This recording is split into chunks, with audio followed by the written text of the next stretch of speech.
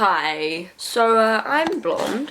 Gone are the days where I had hair that looked like I just put toilet cleaner on my hands, rubbed it through my hair and let it simmer for a few hours until I had something that looked way below mediocre. I actually paid money for this. And since now I'm blonde, I thought, you know, now I'm blonde, I might look nice in pink lipstick and well, I don't. That's better. Brown. Simple, boring, and basic, like my lifestyle.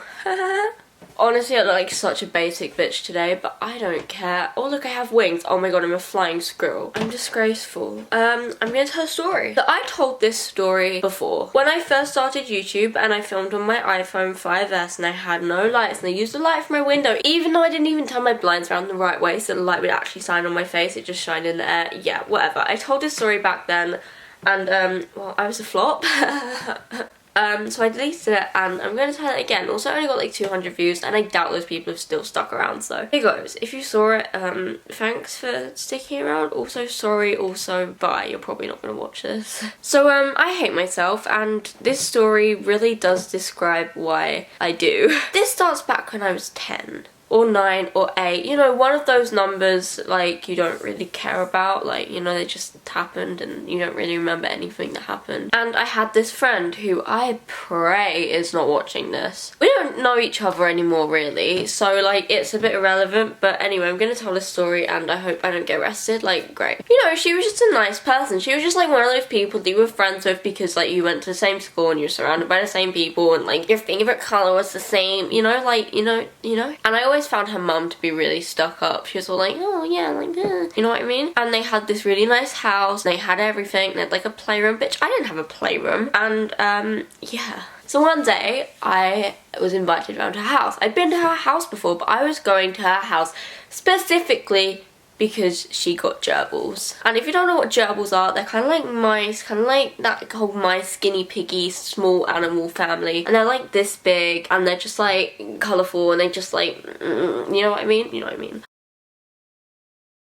So, we all know how I love animals. Like, I'm literally like, I go to parties because like someone has a dog. What? There's a mouse in my house. That's weird. I'm being dead freaking serious. There was a mouse in my house. I honestly could not make that up if I tried. I wouldn't lie about my house having vermin in it. So when I was talking about mice, my mother screamed. I'll leave it in so you can hear it. And this mouse runs from out the fridge, goes underneath the washing machine, and now it's gone. I asked if we can keep it as a pet, but she said no. I'm not happy. That's just like a little bit weird. Like, honestly, that's just like a bit weird, you know? Like, just like a little bit weird.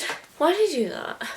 Anyway, back to my story. I was going around this girl's house because she had new pets, and I love animals and I want to be anywhere there's an animal and I can play with an animal so I don't have to talk to the person, you know? Oh my gosh, I'm so relatable. So I was really excited. I always get excited to go around people's houses who have pets I can meet, who I can play with, because I'm not even saying this to be a relatable bitch. Like, I honestly do spend time with the animals and like sit there and enjoy their presence. I love animals. I even like sit there and play with cats, even though I hate cats and I'm so allergic to them, but you know what I mean, you know what I mean, you know what I mean. So we finally get to her house. I was super excited to play with these gerbils. We get in there and the first thing I say is, can I play with the gerbils now? And she says, yeah, let's go play with the gerbils. I want to show you my new gerbils. She takes me in to this room and it's sort of like a little office-y, computery sort of like playroom where their computer is and like all their rich people equipment is. Lo and behold, there was a glorious looking cage on the side and it had two beautiful little gerbils in. So naturally, I wanted her to get them out. We got them out, I held them, I was in love. There was a black one and there was a white one, and this white one, boy. So her mum was like, can you please take the gerbils upstairs to the playroom? That way you can like shut the door, you know, they're not gonna like run around. And I was like, that sounds like a really stupid idea, but like, okay. So we took the gerbils up to the playroom, we put them on the floor and let them have a run around. And this was absolutely the most stupidest thing you could have done thinking about it. This woman, like, what were you thinking? Like, it was a big playroom, like a big room, like it was like more, it was like bigger than my bedroom. My bedroom's not like small, and it was just full of stuff. It was full of toys, as a kid's playroom is. There was like a piano, there were big dolls' houses, there was everything. You know that girl Veruca Salt from Charlie and Chocolate Factory, and she's like, Daddy, I want a squirrel and I want one now. This playroom looked like what her playroom would look like. these little gerbils were running around and we were like having fun with them. We were like playing with them. We were like saying, oh hi gerbil, how was it being a gerbil? And I was like holding it and I was like doing things that one does with a gerbil. Like I can't even like elaborate on that. So we was like, okay, let's let this one run off. So I put the white one down, she let it run off around the room, having a great time, and we started paying attention to the black one. I remember this specifically because the black one ran behind the big piano in the room. And I was like, oh, okay, it's behind there, we need to get it out because it's like gonna die and the piano's gonna fall in it. It's gonna like crawl into the piano. Can you crawl into a piano? I don't know, it was like this small. They can get really small spaces. As I learned from the mouse downstairs, crawling into a gap like this big, like... And yeah, like, why did you have to crawl into the gap? I wanted to play with you, like, jeez. So we're like sitting there, like, on the floor, trying to convince this gerbil to come out from behind the piano so like we don't lose it. So we're like sitting here just like, hey gerbil, come out, and like trying to reach our little baby arms in this little gap behind the piano, like, hey gerbil, like, don't be in there anymore, like, come out here, we want to play with you. We don't actually care about your health or well-being, jeez, we just want to play, like, meh. You know, it became apparent that this gerbil wasn't coming out anytime soon, so we thought, okay, let's just leave it there. It'll come out in its own time. We can't stay back there forever. We were two small children. We couldn't pull a piano about, and we didn't want to go and tell her parents that this gerbil had ran behind the piano because they would probably be angry. I don't know. I doubt they'd be angry, but we were children, and you think your parents and adults are going to be angry with you about anything. When I was younger, we used to have to write like stories for like English when I was like 6 or 7. I got to the word no one, you know, like no one. Unnecessary, Kira. Anyway, I got to that word and I didn't know if it was like no and then one or no dash one or no one. Like I didn't know how to do that. So I just didn't write the word, and for about like 3 solid lessons I just sat there like this, just like looking at it, because I was scared to write the word in case I got it wrong and someone would get angry at me, and so I just like sat there and didn't write anything. Like, where's my logic? Anyway, we thought they was going to get angry at us because this animal that we cannot control, who has a mind of its own, decided it wanted to go behind the piano. And I gave up, because I give up and I have no patience. I was on my knees, like bent down on my knees, like sitting on my feet, if you know what I mean. And I like shuffled to the side, so I like lifted my knee up and put it back down on the floor to the other side to like face the other way. And when I put my knee down, I wasn't looking at it, and I felt a crunch. Oh boy. And I didn't even look down, and as soon as I felt this crunch, I knew exactly what it was, and I wanted to die, to say the least. I was like, please don't be the gerbil, please don't be the gerbil, please don't be the freaking gerbil. Oh yeah, I looked down, it was a carrot. I'm kidding, it was a gerbil, it was an actual gerbil. Of course it was a gerbil, of course I crushed the freaking gerbil. But here's how we got out of it.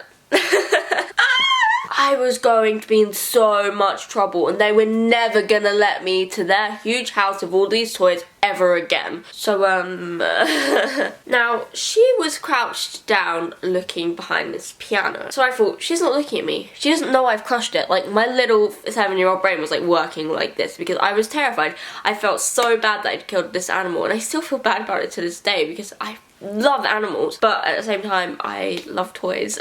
She wasn't looking, so I thought, what's the point of getting in trouble for something, you know, it's dead anyway. So I walked over to the other side of the room really quietly, and then I pointed at it and insert her name, I went, look at the gerbil, oh my gosh, like, oh my gosh, it's like on the floor, like, and she was like, oh, what's wrong, what's wrong, what's wrong? And she looked at it and she like freaked out, and so did I. I was like, it finally hit me, the shock finally wore out. I was like, it's dead, it's freaking dead. So we ran downstairs and got her parents and said, something's happened to the gerbil. We don't know what's happened to it, but something's happened to the gerbil. Obviously they were freaked out because, like, I don't know how expensive gerbils are, I don't know what kind of attachment the parents had to these gerbils, but they were like, oh, an animal's died in our home, we don't want to get arrested, like, let's go and check it out. So they walk upstairs, we walk upstairs behind them, like almost crying, she's crying, I'm like, and they walk into the room, they look on the floor where the freaking gerbil was, and it wasn't there.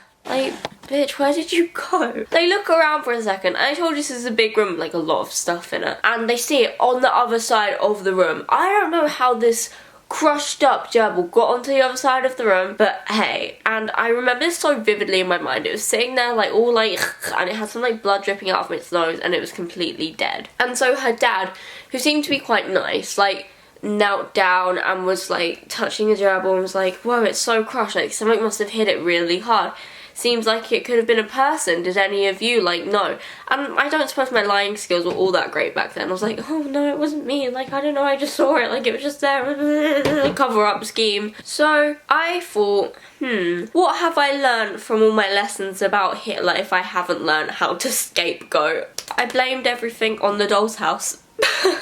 So she had like a bunch of Sylvanian family houses. I don't know if you remember those, but you'd like, there'd be the houses you'd always ask for, like the really big ones, and your parents would always be like, hell no, because they're like hella dollar. Well, she had them, and I was like, I was like, maybe one of the houses fell on it, because conveniently one of them, like a little camper van thing, had its lid off and it was like on its side. I can't describe it, but I just remember this so vividly. Like, of course I remember my murder escape plan, and I was like, what if one of the Sylvanian houses fell on it, because it looks like it could have happened over there.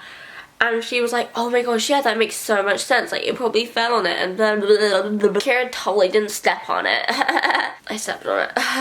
Her parents were like, yeah, that seems quite like a plausible like idea, like, you know, that probably may have did happen, like it seems like the kind of thing that could have happened, like it seems realistic, and they believed it. And we just went and sat in her little outside house, outside house, and cried. You know, honestly, I bet she was a bit, like, confused as to why I was crying about it, because I never had any attachment to this gerbil. That's like crying over someone, like, you don't, like, someone goes up to you and says, oh, my long-distance great-aunt cousin died, and then you just, like, bursting out into tears, you know? I just never had any attachment to this gerbil prior to this event, and I'd only been playing it for, like, 10 minutes. Now, honestly, thinking back on it, I bet her parents know it was me. That was such a bad excuse, the doll's house fell on it. But, if you're watching this, like, I'm really sorry I killed your gerbil. It was an accident, and, I love animals to everyone watching. Please don't call RSPCA on me. I love my dog. I nurture him. I take care of him. I only beat him sometimes. I'm kidding. Bad joke. And it was an accident, and I'm sure you'd want to cover your traces too if you killed a gerbil. So I hate myself. Bye.